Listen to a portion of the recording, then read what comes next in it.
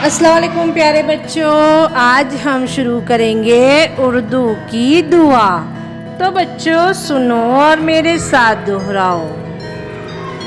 हाथ उठाए सर को झुकाए, तेरे करम की आस लगाए, हम आए हैं तेरे दर पर, हम पे खुदाया एक नज़र कर, रहमत से दिल फेर हमारे, हम जीते हैं तेरे सहारे, नाम पे तेरे जान फिदा हो, कोई ना दिल में तेरे सिवा हो, सीधी राह दिखा दे हमको, नेक इंसान बना दे हमको, राहत दे दे इज्जत दे दे,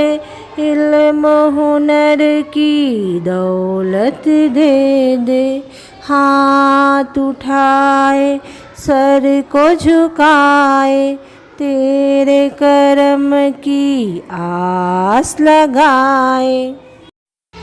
अल्फाज मानी।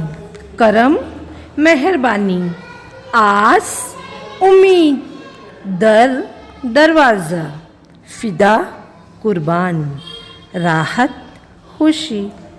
तो बच्चों आप लोगों का घर काम यही है कि आप लोग इस दुआ को अच्छी तरह याद करेंगे। ठीक है बच्चों, अल्लाह हाफिज़।